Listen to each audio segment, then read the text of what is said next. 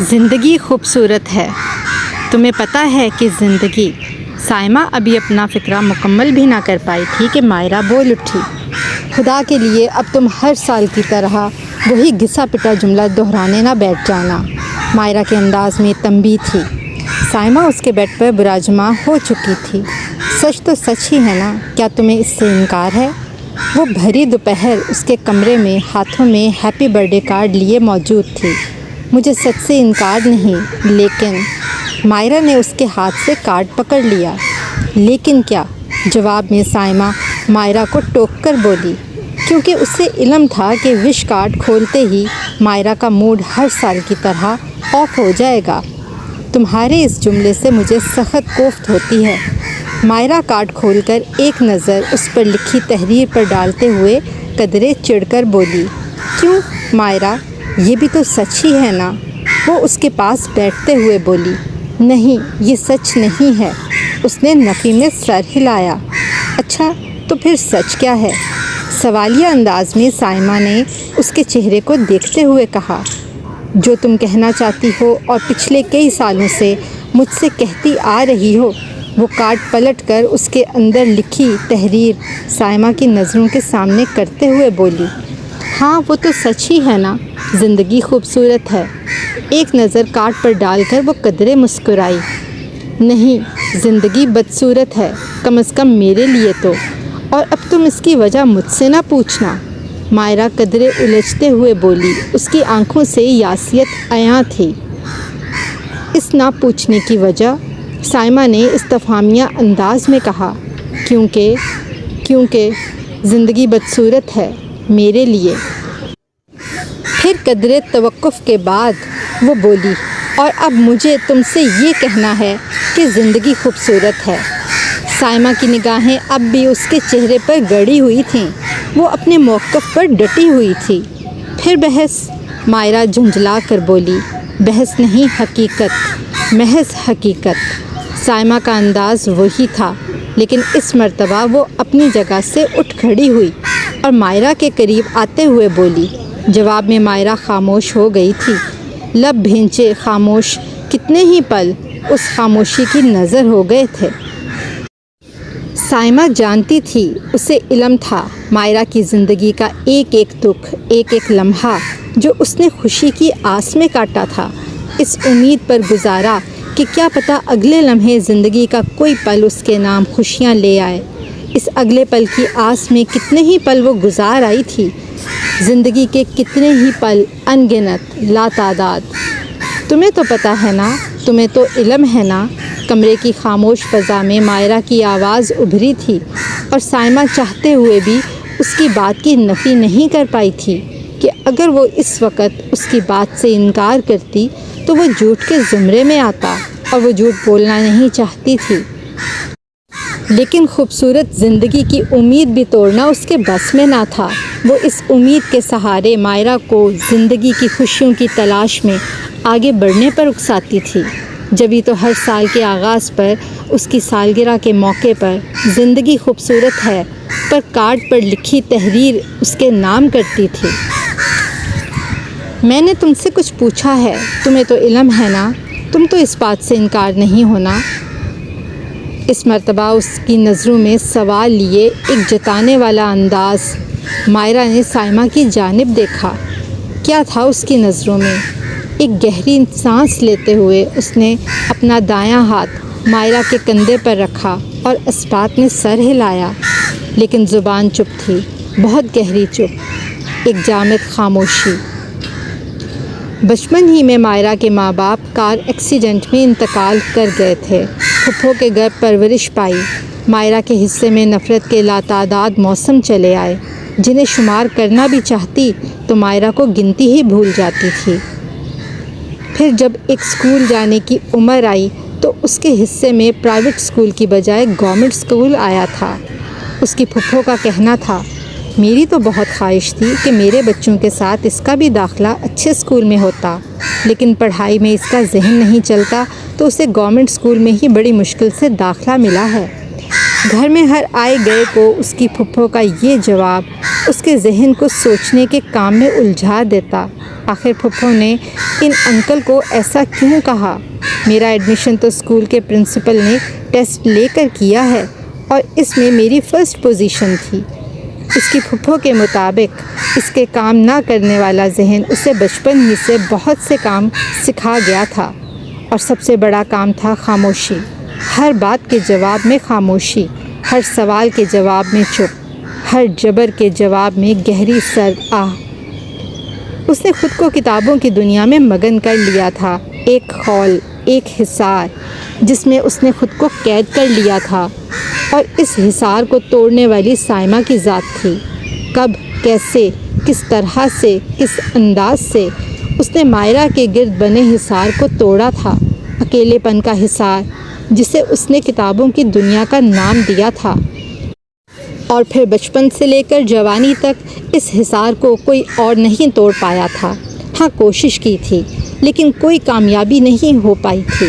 وقت گزرنے کے ساتھ ساتھ اس نے زندگی کے ہر رخ کو منفی انداز میں سوچنا شروع کر دیا تھا، یہاں تک کہ اس کے ذہن کی تبدیلی کو روکنے کی کوشش میں سائمہ اس کی بچپن کی سہیلی بھی کامیاب نہیں ہو پائی تھی۔ زندگی میں کچھ نہیں رکھا، نفرت ہے مجھے۔ زندگی میں تو بہت کچھ باقی ہے، اس سے کہیں کم، بہت ہی کم جو میں نے کھویا ہے۔ ایک دن کالج پوائنٹ سے واپسی کے راستے پر اس نے سائمہ سے کہا تھا۔ لہجے کی تلخی نے سائمہ کو چونکا دیا تھا۔ یہ کیسے کہہ سکتی ہو؟ اور تم نے تو ایسے کہا ہے جیسے کہ میں بھی تمہاری زندگی کی بے رونقی کا حصہ ہوں۔ قدرے منہ بناتے ہوئے مصنوعی ناگواری لہجے میں سموئے سائمہ بولی، یہ تم نے کیسے سوچ لیا؟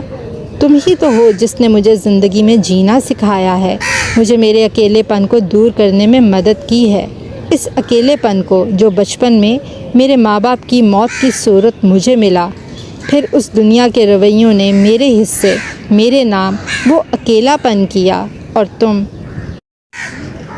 تم یہ فضول بات کیسے سوچ سکتی ہو؟ مائرہ خفگی سے بولی، اسی طرح جیسے تم نے اس زندگی کے بارے میں سوچا۔ اور مائرہ، جہاں تک اس دنیا کا تعلق ہے تو میں بھی اسی دنیا کا حصہ ہوں۔ کیا وہ تمام لوگ جنہوں نے تمہاری حق تلفی کی، زندگی کے بے رنگ ہونے کا احساس دلایا، زندگی سے نفرت کرنا سکھایا، کیا میرا شمار بھی انہی میں سے ہے؟ نہیں، تم ایسی نہیں ہو، اس دنیا سے مختلف، کم از کم میرے لیے تم بہت اچھی ہو۔ مدھم سی مسکراہٹ مائرہ کے ہونٹوں پر ابھر آئی۔ میرے جیسے اور بھی اس دنیا میں بہت ہیں جو تمہارے لیے اچھے ہیں اور تمہیں ان کا احساس نہیں۔ سائمہ کے لہجے میں گہرائی تھی۔ مثلاً کوئی ایک نام لو، میری پھپھو، ان کی آل اولاد، میرے ماں باپ، کوئی ایک ایسا رشتہ دار، کوئی ایک۔ مائرہ جھنجھلا ہی تو پڑی، ماتھے پر ناگواری ابھر آئی تھی۔ سرزیا بے ساختہ ہی سائمہ کی زبان سے پھسلا تھا، جواب میں وہ خاموش ہو گئی تھی۔ دل میں ایک لفظ سرگوشی کی مانند ابھرا، شاید، اور وہیں اسی لمحے اس دل کے کسی ایک گوشے میں دفن ہو گیا۔ وہ اردو لیکچرار سرزیا کی نظر میں اپنے لیے پسندیدگی کی رمق دیکھ چکی تھی، لیکن کتنے ہی عرصے سے وہ دل ہی دل میں اس بات کو جھٹلاتی آ رہی تھی کہ فائنل ایگزامز کے بعد ہی سرزیا نے اس کو شادی کے لیے پروپوز کیا تھا۔ وہ حیران ہوئی تھی۔ اس بات کا اس نے سائمہ سے بھی ذکر کیا تو کم و بیش وہ بھی اسی طرح حیران ہوئی۔ تو کیا کروں؟ کرنا کیا ہے؟ شادی؟ سائمہ لاپرواہی سے بولی۔ دماغ خراب ہے؟ مائرہ نے گھورا۔ میرا تو بالکل ٹھیک ہے، کوئی شک نہیں، یقین۔ اپنے الفاظ پر زور دیتے ہوئے مائرہ بولی۔ لیکن تم نے سر کو کیا کہا؟ چند لمحوں کے توقف کے بعد سائمہ نے پوچھا۔ کچھ نہیں، جواب آیا تھا۔ کیا مطلب؟ یعنی کہ تمہیں پروپوز کیا اور یعنی کہ تم نے کوئی جواب نہیں دیا، چپ چاپ واپس چلی آئیں؟ نہیں، میں نہیں مان سکتی۔ اس کی بات پر نفی میں سر ہلاتے ہوئے سائمہ بولی۔ جواب میں ہلکی سی مسکراہٹ اس کے ہونٹوں پر ابھر آئی تھی۔ وہ ٹھیک تو ہے نا؟ قدرے اس کے قریب ہوتے ہوئے سائمہ نے نہایت رازدارانہ انداز میں پوچھا۔ کون؟ سرزیا۔ کہیں ان کا سر تو نہیں پھاڑ آئیں؟ آنکھوں میں شرارت لیے اس نے پوچھا۔ کہ اس کا جواب سن کر مائرہ کے ہونٹوں کی مسکراہٹ گہری ہو گئی تھی۔ نہیں، کہا ہے کہ اگر شادی کرنی ہی ہے تو گھر والوں کی مرضی سے۔ کیا گھر والوں کی مرضی سے؟ سائمہ قدرے حیرت سے چونکی۔ اس نے اثبات میں سر ہلایا۔ میں نے ٹھیک کہا نا؟ کیا تمہیں یقین ہے کہ وہ مان جائیں گے؟ سوال کا جواب دینے کی بجائے الٹا سوال کیا گیا تھا۔ ہاں، انہیں کیا اعتراض ہونا ہے؟ لیکن تم خود ہی تو مائرہ، کیا تمہیں نہیں پتہ؟ اور پھر مجھے امید ہے کہ پھپھو اس مرتبہ ایسا نہیں کریں گی اور اس مرتبہ زندگی مجھے نا امید نہیں کرے گی۔ خدا کرے ایسا ہی ہو۔ سائمہ کے دل سے دعا نکلی تھی، لیکن در حقیقت ایسا ہی ہوا تھا۔ سرزیہ کی والدہ کو سختی سے انکار کر دیا گیا تھا۔ الزام بھی مائرہ کے ہی سر آیا تھا کہ وہ ایک مرتبہ پھر سے کہہ اٹھی، زندگی ہے ہی بدصورت۔ اس وقت بھی اس کے کمرے میں موجود سائمہ اسے ہیپی برتھ ڈے کارڈ وش کرنے آئی تھی۔ کچھ دیر بیٹھنے کے بعد سائمہ واپس چلی گئی۔ وہ نہ صرف اس کی بچپن کی سہیلی تھی، اسکول میٹ تھی، ان کی ہمسایہ بھی تھی، اسی لیے اس کی زندگی کے اپس اینڈ ڈاؤن سے اچھی طرح واقف تھی۔ سائمہ کے جانے کے بعد کتنی ہی دیر تک مائرہ اپنی زندگی کے بارے میں سوچتی رہی، حال میں رہتے ہوئے کتنی ہی دیر ماضی کے ڈھیروں واقعے جو اس کی اپنی زندگی سے جڑے تھے، جنہیں وہ اب تک فراموش نہیں کر سکی تھی، لمحہ بہ لمحہ دہرا رہی تھی، اور اس کا ماضی کی اس فلم کا سٹل بٹن جیسے سرزیہ تک آ کے رک گیا تھا۔ یکدم ہی اس کی آنکھوں میں مرچیں سی لگنے لگی تھیں اور پھر کئی آنسو اس کی پلکوں کی باڑ توڑے رخساروں کو بھگو گئے تھے۔ شام وہ ایک واک کے لیے معمول کے مطابق پارک چلی آئی تھی۔ آج اس کے ساتھ سائمہ نہیں تھی۔ واکنگ ٹریک پر چلتے ہوئے وہ پارک کے درمیان لگی گھاس پر اتر آئی۔ دھیرے دھیرے قدم اٹھاتے ہوئے اس کا دھیان پھر سے سائمہ کی جانب چلا گیا تھا۔ میرا انتظار کر رہی ہوگی واک پر آنے کے لیے، ہمیشہ ہی تو میں اسے گھر سے لیتی ہوں۔ اب اس سے کیا پتہ کہ آج میں اس کی کوئی بھی بات سننے کے موڈ میں نہیں ہوں، اسی لیے اسے بنا بتائے ہی چلی آئی، اکیلے۔ سوچتے ہوئے اس نے سامنے جھولوں پر کھیلتے بچوں کی جانب نظر کی۔ اکیلے، کیا یہ اکیلا پن ختم ہو سکتا ہے میری زندگی سے؟ ایک یاسیت بھری مسکراہٹ اس کے ہونٹوں پر بکھری تھی اور اس نے جوتے کی نوک سے گھاس پر زور سے پاؤں مارا۔ ایک گہری سانس اس کے ہونٹوں سے خارج ہو کر پارک کی فضا میں مدغم ہو گئی تھی۔ اس کے قدم رک گئے۔ سامنے پارک میں کھیلتے بچوں پر سے ڈوبتے سورج کی شعاؤں کی شفق لالی پر سے اس کی نظریں جم ہی تو گئی تھیں۔ دل سے ایک آواز ابھری تھی، کتنا حسین منظر ہے، قدرت کا شاہکار۔ اور پھر اگلے ہی لمحے سر جھٹک کر وہ قدم بڑھاتی واکنگ ٹریک پر چلی آئی۔ کیا فائدہ اس حسین موسم کا؟ ہو سکتا ہے کہ زندگی حسین نظر آنے کی بجائے واقعی اس وقت پارک میں موجود کسی شخص کے لیے حقیقت میں حسین ہو۔ در حقیقت اس زندگی کا کوئی ایک بھی حسین لمحہ میرے لیے نہیں ہے، اور یہ بات چاہتے ہوئے بھی میں سائمہ کو نہیں بتا سکتی کہ مجھے بھی زندگی خوبصورت لگتی ہے۔ ایسا محسوس بھی ہوتا ہے، لیکن زندگی کے تلخ تجربوں اور رویوں نے اس احساس پر زخم کے کھرنڈ کی سی کیفیت پیدا کر دی ہے۔ کبھی کبھی میرا دل بھی کرتا ہے کہ میں بھی زندگی کو خوبصورت کہوں، اسی طرح جیسے میرا دل گواہی دیتا ہے، لیکن میری زبان، میری آنکھیں ساتھ نہیں دے پاتی۔ آنکھوں کے سامنے چھائی آنسوؤں کی دبیر تہ اس احساس پر ایک دھن کی سی کیفیت طاری کر دیتی ہے۔ کیا کروں میں؟ ایک خرگوشی کے انداز میں زیر لب اس نے کہا تھا، بلکہ اس کی زبان سے ادا ہوا تھا۔ وہی جو اب کر رہی ہو؟ جی؟ اس نے اپنے پیچھے آواز سنی تھی اور وہ اچھل ہی تو پڑی تھی۔ واک، آپ کو واک ہی کرنا چاہیے، لیکن کیا آپ کو ٹھنڈ محسوس نہیں ہو رہی؟ اور اندھیرا بھی تو پھیل رہا ہے۔ آج پھر اکیلی بھی آئی ہیں؟ وہ جو کوئی بھی تھا اسے دیکھتے ہی چند لمحوں کے لیے وہ اپنی جگہ ساکت ہو گئی تھی۔ کیا ہوا، آپ رک کیوں گئیں؟ چلے نا، ویسے بھی چلنا بہت ضروری ہے، اور زندگی میں چلنا تو اس سے بھی زیادہ ضروری ہے۔ درست سمت، درست وقت پر، زمائنی لہجے میں وہ اس سے کہہ رہا تھا۔ کیسے پتہ چلے کہ کون سی سمت درست ہے اور کون سا وقت آپ کے لیے اچھا؟ بے ساختہ ہی اس کے ہونٹوں سے ابھرا تھا، ساتھ چلتے وجود کے قدم قدرے آہستہ ہوئے تھے اور اس نے چہرہ مائرہ کی جانب موڑا۔ دل جو کہے ایمانداری سے اٹھا قدم، محنت سے کیا کام، آپ کی زندگی کو خوبصورت بنا دیتا ہے۔ آج نہیں تو کل، کل نہیں تو پرسوں، کوئی جانے یا نہ جانے، کوئی آپ کی محنت کو مانے یا نہ مانے، ایمانداری سے اٹھے قدم کو کوئی لاکھ روکنے کی کوشش کرے، لیکن خدا کی ذات سے کچھ بھی مخفی نہیں ہے، کچھ بھی تو نہیں۔ وہ جواب میں خاموش رہی تھی۔ اسے خاموش دیکھ کر وہ بولا تھا، کچھ سمجھ آئی یا نہیں، یا پھر جو سمجھ تھی وہ بھی گئی؟ وہ مسکرایا، مجھے تو جتنی سمجھ آئی ہے نا وہ تو آنی ہی ہے، لیکن سر ضیاء، لگتا ہے کہ آپ کو میری پھپھو کی بات ابھی تک سمجھ نہیں آئی، یا پھر آپ کی امی نے آپ کو بتائی ہی نہیں۔ یہ کہنے کے ساتھ ہی اس کے ہونٹوں کی مسکراہٹ گہری ہو گئی تھی۔ نہیں، مجھے علم ہے، لیکن شاید آپ کو علم نہیں ہے کہ آپ کی پھپھو کو کوئی اعتراض نہیں ہے، اور آج آپ کے کہے کے مطابق آپ کے گھر والوں کی مرضی سے میں یہاں آیا ہوں۔ اور مائرہ، میں آپ سے ایک مرتبہ پھر سے پوچھتا ہوں کہ کیا آپ مجھے اپنی زندگی میں ہم قدم دیکھنا چاہتی ہیں؟ وہ دونوں باتیں کرتے ہوئے پارک سے باہر نکل آئے تھے اور سڑک کے ساتھ چلتے فٹ پاتھ پر سر ضیاء کی بات سنتے ہی مائرہ کے قدم تھم گئے تھے۔ کیا مطلب؟ آپ کیا کہنا چاہتے ہیں؟ یہی کہ آپ کی پھپھو کو کوئی اعتراض نہیں ہے، اور میری یہاں موجودگی کی وجہ بھی یہی ہے۔ میری امی اس وقت آپ کی پھپھو کے پاس بیٹھی ہیں اور مجھے یہاں بھیج دیا ہے۔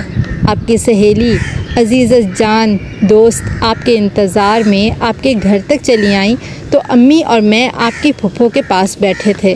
وہیں سے پتہ چلا کہ آپ گھر میں موجود نہیں ہیں، اور اسی نے مجھے آپ کا یہاں واک پر آنے کا بتایا۔ لیکن یہ سب کیسے ہوا؟ زیر لب ادا ہوا تھا۔ اب ایک دم سے تو ساری باتیں نہیں بتا سکتا، کچھ تو سسپینس بھی رکھنا ہے۔ وہ کیوں؟ آپ کو تنگ کرنے کے لیے؟ کیا میں ہی ملی ہوں تنگ کرنے کو؟ نہیں، اور بھی تھیں، لیکن انہیں تنگ کرنے میں اتنا مزہ نہیں آتا جتنا کہ آپ کو۔ وہ ہنسا تھا۔ سر، تنبیہی انداز میں کہا گیا۔ کیا سر کا دم چھلا ہٹ نہیں سکتا؟ جواب میں وہ خاموش ہو گئی تھی۔ ہلکی سی مسکراہٹ نے اس کے ہونٹوں کو چھو لیا تھا۔ کیا اب بھی آپ کو زندگی خوبصورت نظر نہیں آتی؟ نہیں، ایسی کوئی بات نہیں ہے۔ اس نے نگاہ اٹھا کر اپنے ارد گرد کے ماحول پر ڈالی۔ سڑک پر آتی جاتی گاڑیاں، فٹ پاتھ پر چلتے لوگ، پارک میں کھیلتے بچے، زندگی سے بھرپور گہما گہمی کے بیچ میں اس کے ساتھ قدم سے قدم ملا کر چلنے والا وجود۔ زندگی خوبصورت ہے، بے ساختہ ہی اس کے ہونٹوں سے نکلا تھا، اور زندگی میں پہلی مرتبہ اس کے دل کے ساتھ ساتھ اس کی بات کی گواہی اس کی زبان نے بھی دی تھی۔ بہت شکریہ آپ سب ویورز کا اور لسنرز کا کہ آپ نے میرا افسانہ سنا۔ امید کرتی ہوں کہ آپ کو اچھا لگا ہوگا۔ اگر آپ کو افسانہ اچھا لگا ہو، تحریر اچھی لگی ہو، تو اس کو لائک ضرور کیجیے گا، چینل کو سبسکرائب کیجیے گا، اور اپنے فرینڈز، فیملی اور ریلیٹیوز میں یہ ویڈیو شیئر ضرور کیجیے گا۔ آفٹر آل، زندگی خوبصورت ہے جس سے کوئی انکار نہیں کر سکتا۔ خوش رہیے، سدا آباد رہیے، اپنی دعاؤں میں مجھے یاد ضرور رکھیے گا۔ میں آپ کی ہوسٹ ڈاکٹر مریم ماہ منیر آپ کے لیے انشاءاللہ اگلی ویڈیو میں نئے ٹاپک کے ساتھ، نئے افسانے کے ساتھ، نئی تحریر کے ساتھ، نئی شاعری کے ساتھ حاضر ہوں گی۔ شکریہ۔